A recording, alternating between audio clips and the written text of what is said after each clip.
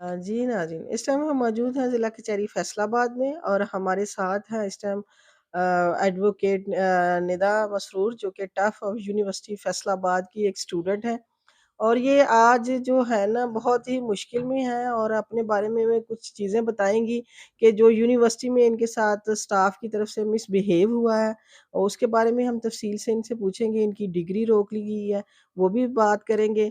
तो आइए इनसे बातचीत करते हैं। जी, अस्सलाम वालेकुम।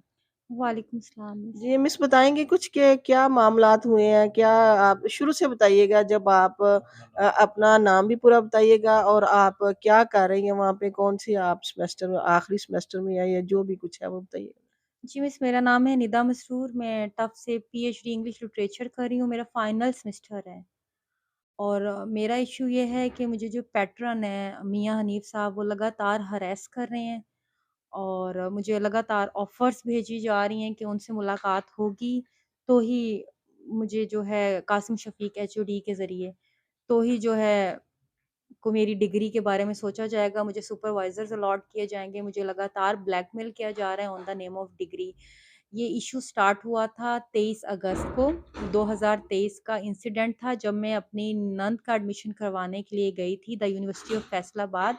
वहाँ एक टसल क्रिएट हो गया कि वो इल्लीगल हॉस्टल ड्यूज़ माँग रहे थे।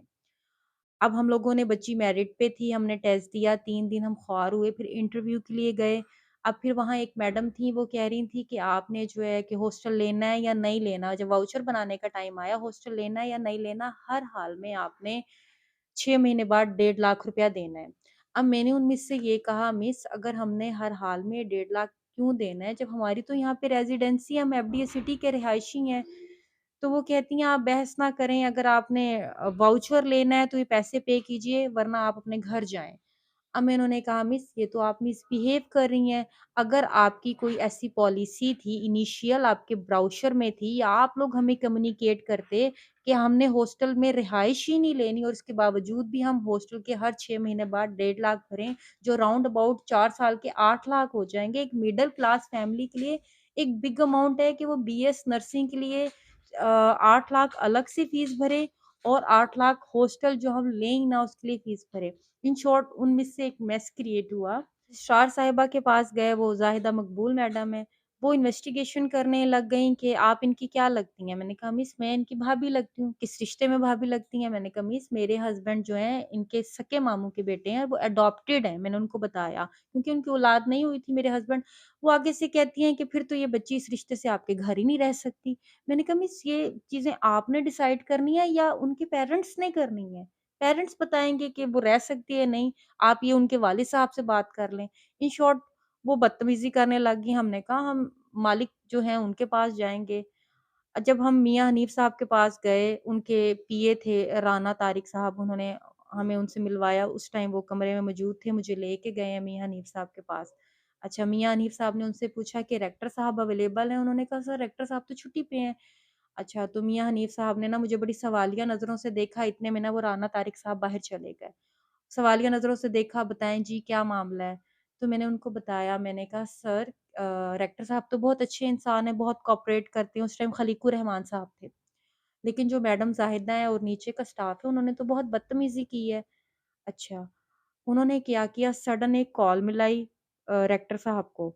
उसको फ़ोन पे लिया, उसको लाउड स्पीकर ऑन किया, उन्हें कहा कि आप रेक्टर साहब निदा को जानते हैं? स्टूडेंट है हमारी। उन्होंने कहा सर मैं तो किसी निदा को नहीं जानता। वो आगे से कहते हैं वो लड़की कह रही है रेक्टर तो मेरा दोस्त है, हम 2-2 घंटे फ़ोन पे बातें करते हैं, हम तो घूमते-फिरते हैं। मैं मतलब उस दिन बिल्कुल नकाब में थी, मैंने अबाया पहना हुआ था। मैं तो देख के ये परेशान हो गई कि ये किस तरफ बात को मोड़ा जा रहा है। मैंने फ़ौरन बीच में इंटरप्ट किया। मैंने कहा सर मैंने आपको इस तरह से कब कहा है? आप तो मेरे सामने बैठकर मेरी कैरेक्टर असैसिनेशन करके मुझ पे तोहमत लगा रहे हैं। आप झूठ बोल रहे हैं। इवन कॉल भी जारी है रेक्टर साहब की। और रेक्टर साहब का जो मैंने आवाज़ सुनी थी जब उन्होंने ये बात की, कहते हैं कोई पागल हो रहा था, पागल हो रहा था। मुझे वो कहते हैं बड़ी उन्होंने अब्यूज़िव लैंग्वेज इस्तेमाल की, बड़ी गंदी लैंग्वेज जो मतलब मैं बता नहीं सकती जो उनके वर्ड्स थे। फिर उनका एटीट्यूड ये था कि वो तो मतलब मुझे बिल्कुल मारने पे आ गए थे। फिर मैंने उनको बताया, मैंने कहा सर आपने गलत किया है, मैं अपने बार के प्रेज़िडेंट को जाके बताऊँगी, मैं एक लॉयर भी हूँ, तो मुझे ये कहा गया कि तुम्हारे जैसे जितने भी लॉयर्स हैं ना और तुम्हारी ये जो बार है मेरे तलवे चाटती है, जाओ मेरे खिलाफ जो करना है करो और अब तुम मेरे अदारे से डिग्री करके दिखाना मैं तुम्हें बताऊँगा। मैं बाहर निकली, वो राना साहब थे, वो परेशान हो गए, मुझे कहते हैं, "मैडम आपको नहीं पता ये आदमी क्या है? आप बस निकलें।"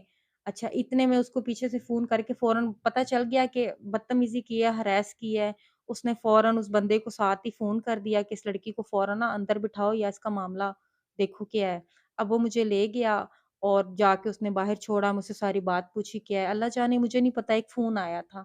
मैं जब बाहर आई हूँ तो फिर मैंने 15 को कॉल की, फिर मुझे एक इनडायरेक्ट सोर्स से टीचर ने ही बताया कि हमें इंस्ट्रक्शंस आ गई हैं बेटा ये आपको पढ़ने नहीं देंगे। फिर मेरे हस्बैंड ने भी मुझे यही कहा कि हमें इस इश्यूज़ को नहीं हमें मतलब देखना चाहिए, दफ़ा करो हम लड़की हैं, हमारी डिग्निटी का मसला है, चेस्टिटी का मसला है। अच्छा मैंने छोड़ दिया, लेकिन फिर मुझे इनडायरेक्ट रेफ़रेंस से जब पता चला वो आदमी मतलब ये गंदी-गंदी बातें कर रहा है, तो मैंने एक लीगल नोटिस तैयार करके बमाए ईमेल में उनको डाल दिया और अपने जो एसोसिएट्स थे उनको भी ले लिया। उन्होंने क्या किया मेरे पे एक डिसिप्लिनरी कमेटी बिठा दी। वो सिर्फ़ पर्पज़ था मुझे टेबल पे लाने का। मतलब इन शॉर्ट मैं बताती हूँ डिसिप्लिनरी कमेटी में बस यही कहा गया कि आप भी पॉज़िटिव रहें, हम भी पॉज़िटिव रहें। वहाँ डिसिप्लिनरी कमेटी में जो अमानुल्लाह साहब थे मुझे कहते थे, "आप ऊपर गई क्यों हैं?"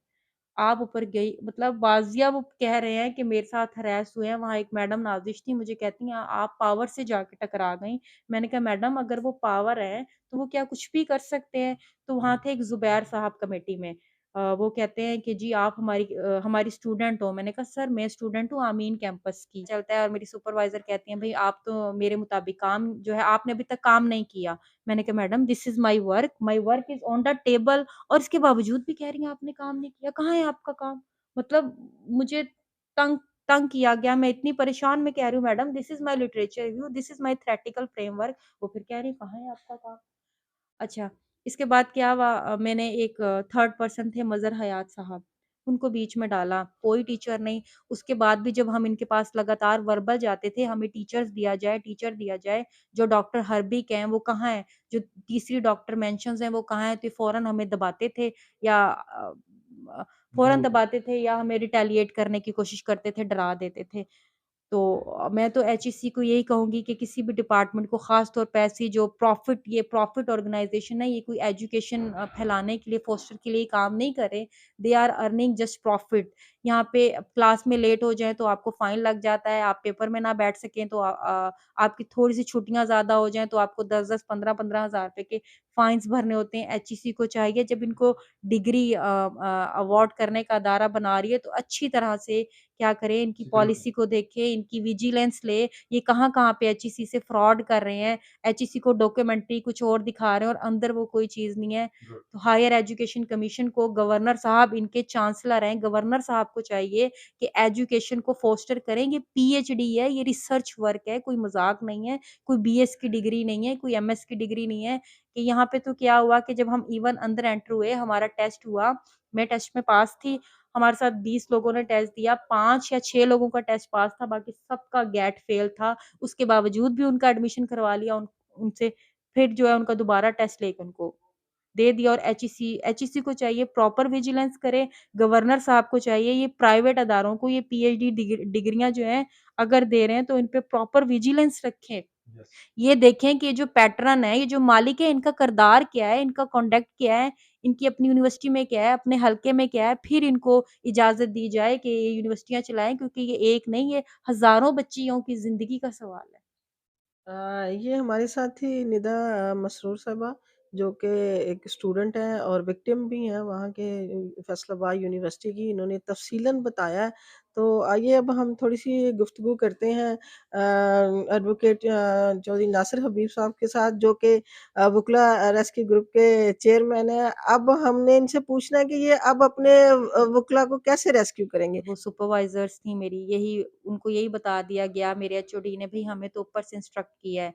फिर एचओडी से मैं खुद मिली, मुझे यही एचओडी ने बार-बार फ़ोन पे भी बात हुई, यही कहा भई ऊपर वाला जो है ना वो कहता है कि मैंने इसे डिग्री नहीं देनी। ये आए पहले मेरे पास और मेरे से मुलाकात करे जो उसके मोटिव हैं और मेरे तलवे चाटे, फिर इसको मैं डिग्री दूँगा। और इवन मैं अब जब गई हूँ जो लास्ट इंसिडेंट हुआ मुझे अभी तक मेरी सुपरवाइज़र ने नहीं बताया मुझे क्यों छोड़ा। She was bound to give me in writing जब एचईसी के रूल्स के मुताबिक वो मुझे बताएँ। मैं अपने एचओडी को ईमेल भी मैंने की है, 3 महीने से ईमेल्स कर रही हूँ, ना मुझे किसी ईमेल्स का रिस्पॉन्स देते हैं, कुछ भी नहीं करते। अब मैं जब गई हूँ तो एचओडी ने मुझे फ़ौरन ना कोई सलाम ना दुआ, मुझे कहता है ये जो तुम ईमेल ईमेल खेल रही हो ना, तुम ये ईमेल ईमेल खेलो और तुम्हें कोई टीचर नहीं मिलेगा, कोई सुपरवाइज़र नहीं मिलेगा और चलो यहाँ से ऐसे, चलो निकलो, निकलो, जाओ यहाँ से, जाओ निकलो। मैंने कहा सर ये तो आप बदतमीज़ी कर रहे हैं, मैं आपसे इतनी तमीज़ से बात कर रही हूँ। वो इतने में फ़ौरन खड़े हुए रख के हाथ उठाने आए हैं, इतने में वहाँ एक टीचर थे उमरुद्दीन साहब, वो फ़ौरन बीच में आए और उन्होंने मुझे प्रोटेक्ट कर लिया और उन्होंने कहा बेटा आप जाओ, आप जाओ। फिर मैंने इवन इसके बारे में डायरेक्टर ऑफ स्टूडेंट अफेयर्स को ईमेल भी की कि सर मेरे मेरे साथ ये इंसिडेंट हुआ है, आप लोगों ने मुझे कहा कि बी पॉज़िटिव रहें, आप लोगों ने इस तरह से खेलना था। मियाँ हनीफ का क्या मोटिव है, मैं उसके पास नहीं जाऊँगी, ना मुझे कोई डिग्री चाहिए, मुझे अब अपने राइट्स के लिए लड़ना है, क्योंकि ना उसके अदारे में अब मेरी इज़्ज़त सेफ़ है, ना मेरी ज़िंदगी सेफ़। तो आप थोड़ा-सा बताइएगा कि कितना अरसा हो गया आपको इस यूनिवर्सिटी में? आपने किस सन में एडमिशन लिया था? और थोड़ा-सा ये बताइएगा कि ये अचानक ही ये सारा सिनेरियो चेंज हुआ आपके साथ कि आपने और भी कोई देखा है इस मामले में? ये भी थोड़ा-सा मैंने मैडम 2021 में मैं एनरोल हुई थी पीएचडी में। मेरे साथ तो ये सिनेरियो अचानक ही हुआ है। ये जैसे ही अगस्त का इंसिडेंट हुआ है उसके बाद से ही ये रिवेंज ये रिटेलिएशंस ये उसकी ऑफर्स मैं फेस कर रही हूँ। मेरा लास्ट सेमेस्टर है, मुझे सुपरवाइज़र नहीं दिया जा रहा, मेरा थीसिस हुआ हुआ है। एक सुपरवाइज़र ने जब मेरा थीसिस करवाया मतलब सिनॉप्सिस जब सुपरवाइज़र बनवा रही है तो टॉपिक उसकी मर्ज़ी का था, उसके मुताबिक काम हो रहा है। मेरे पास सारे एविडेंस हैं। मैडम कह रही हैं कि तुम अपना पूरा थीसिस जो है कर लो, मैं लास्ट में चेक करके साइन कर दूँगी, उनके मैसेजेस हर तरह की। लेकिन जब जिस दिन से ये इंसिडेंट हुआ, उस दिन से मुझे कोई टीचर नहीं दिया जा रहा और मुझे लगातार यूनिवर्सिटी में डिफेम किया जा रहा है लगातार। तो अब आप बुकला रेस्क्यू ग्रुप का एक हिस्सा भी हैं और आपके साथ एडवोकेट चौधरी नासिर हबीब साहब भी बैठे हैं जो कि बुकला रेस्क्यू ग्रुप के अपना चेयरमैन है। आप क्या अब चाहती हैं अदारों से या क्या आपका अगला जो लाए अमल है, क्या चाहती हैं कि क्या होना चाहिए? मैं तो यही कहूँगी एचईसी जो है अपनी जो पीएचडी की पॉलिसीज़ बनाए, ये जो हर किसी को पीएचडी की डिग्री अनाउंस करी है क्योंकि इन्होंने पीएचडी भी फेक तरीके से स्टार्ट करवाई। 2021 के ब्राउचर में इन्होंने हमें 3 टीचर शो करवाए थे और इन्होंने 20 स्टूडेंट्स को एडमिशन दिया। और क्योंकि एचईसी का रूल था कि 3 परमानेंट टीचर्स होंगे तो इनको एनओसी पीएचडी स्टार्ट करवाने की मिलेगी, अदरवाइज़ नहीं मिलेगी। लेकिन क्या हुआ जब हम डिपार्टमेंट में एंटर हुए तो हमें पता चला डॉक्टर नाइला रियाज़ के अलावा और अच्छा सर आप थोड़ा-सा बताएँगे निदा जैसे कि एडवोकेट भी हैं, ज़ाहिर है वकील रेस्क्यू ग्रुप में आपके पास एक टास्क आया है। इसको आप कैसे देखेंगे? क्योंकि ये बड़ा ही जो ना वो हॉट इश्यू है, ये एक स्टूडेंट्स का जो मामला है, इसको आप कैसे देखते हैं? बाकी स्टूडेंट्स क भी इससे अपना हो रहे हैं, तो उन्होंने जिस तरह बताया, तो आप इसको कैसे देखते हैं? बिस्मिल्लाहिर्रहमानिर्रहीम। ये बच्ची ने जो बातें बताई हैं तो दिली सदमा हुआ इस चीज़ से। ये मियाँ हनीफ़ साहब जो हैं वो हमारे इधर पब्लिकली जो हैं एक फ़िगर हैं रफ़ाए अमा की। तो बड़ा उनका मतलब पोर्टफ़ोलियो है रफ़ाए अमा से तो लेकिन अंदर की क्या बातें हैं ये हम लोगों को नहीं पता थी। जो पता चली हैं तो नहायत ही दुःख हुआ है और बड़ी शर्म की बात है। ये टफ़ जो है उसमें जो चीज़ें बच्ची ने बताई हैं अब ये देखिएगा कि एचईसी जो है चेयरमैन एचईसी का फ़र्ज़ है कि जब वो किसी को अवार्ड दे रहे हैं किसी डिग्री का तो फिर उसकी बाकायदा स्क्रूटनी करें, उसकी विजिलेंस देखें। अब यहाँ पे ये जो चीज़ सामने आई है कि वो एचईसी जिसने एक्शन लेना है ऐसे अदारों पे, वहीं उसका बेटा जो है मियाँ हनीफ का, अमीन हैदर वो मेंबर है। तो फिर वो कैसे इंसाफ़ हो सकता है कि जब वो बंदे ही शामिल हैं उसमें, जिन्होंने इस पे एक्शन लेना है वो बंदा ही शामिल है। अब ये चेयरमैन एचईसी से ये गुज़ारिश है कि वो इसको फ़ौरी तौर पे इसकी स्क्रूटनी करें, इसको चेक करें, इसकी विजिलेंस चेक करें, इसका प्रॉपर पोर्टफ़ोलियो चेक करें। ये ज़रूरी नहीं है कि एक बंदा जो है, वो बड़ा वेल्थी है, वो बड़ा प्रोटोकॉल में चला गया है, उसका बड़ा प्रोटोकॉल है माशरे में। लेकिन एक कानून भी है, एक एथिक्स वैल्यू भी हैं।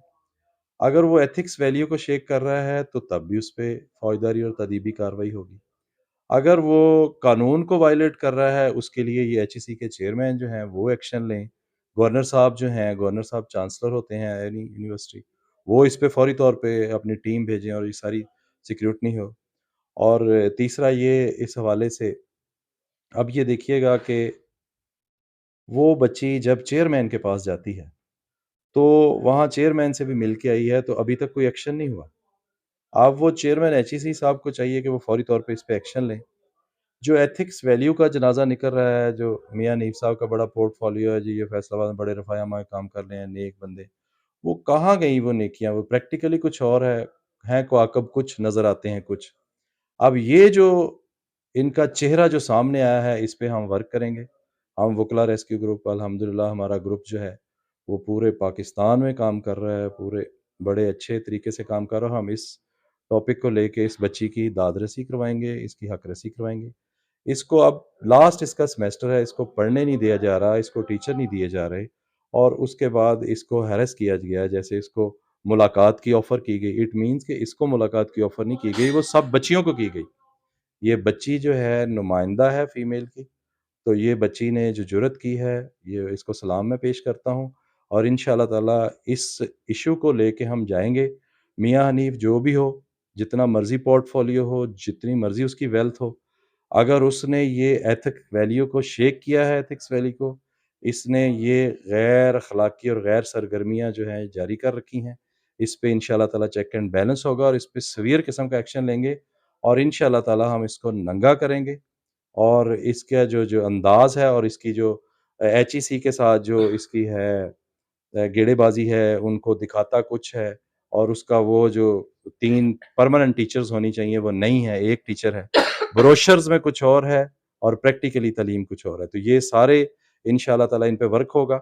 ये एप्लीकेशंस जाएँगी, इस पे हम हर तरह की कार्रवाई करेंगे और इंशाअल्लाह ताला इस बच्ची की हक़-रसी करेंगे। मैं इस चैनल के तवज्जुह से पीएम साहब को भी रिक्वेस्ट करता हूँ, मैं सीएम साहब को भी करता हूँ और चीफ जस्टिस ऑफ पाकिस्तान को भी रिक्वेस्ट करता हूँ कि weather he is too much wealthy person, उसने सिर्फ़ ये कारोबार के तौर पे एजुकेशन को लिया हुआ है और बच्चियों को वो हैरेस भी कर रहा है और उस तरह से तालीम को जो है वो नहीं डिलीवर कर रहा। तो इस पे इंशाअल्लाह ताला मुझे मेरी इस्तदा है अरबाब इख्तियार से कि वो इस पे फ़ौरी एक्शन लें। हम इंशाअल्लाह ताला कानून इनके लिए हाज़िर है, हम वुकला रेस्क्यू ग्रुप इनके लिए हाज़िर हैं और इस इश्यू को हम इंशाअल्लाह ताला इनकी जो रिड्रेसल है वो ज़रूर करेंगे इनकी ग्रीवियंस की। जी ये थे एडवोकेट नासिर हबीब साहब और निदा मसरूर साहबा जिन्होंने अपना सारा जो केस है वो तफसीली बयान किया। तो इस चैनल के थ्रू हम यही कहना चाह रहे हैं कि हुकाम बाला से कि प्लीज़ इस केस को खुद देखें जैसे कि उन्होंने बताया क्योंकि तालीम का मयार पहले ही बहुत ज़्यादा गिरा हुआ है, ऊपर से जो बच्चियाँ हैं या बच्चे हैं वो लाखों रुपया माँ-बाप का खर्च करके अगर आखिर पे उनके साथ इस तरह का मामला होना है तो वो सारी ज़िंदगी कभी भी अपनी ज़िंदगी में कामयाब नहीं हो सकते। तो ये हमारा भी एक पैगाम है कि खुदारा इन इन चीज़ों पे आप तवज्जो करें क्योंकि तालीम हमारे माशरे के लिए बहुत ज़्यादा ज़रूरी है। इसके साथ ही नसीम बुखारी को एतबार न्यूज़ से इजाज़त दीजिए। बहुत-बहुत शुक्रिया।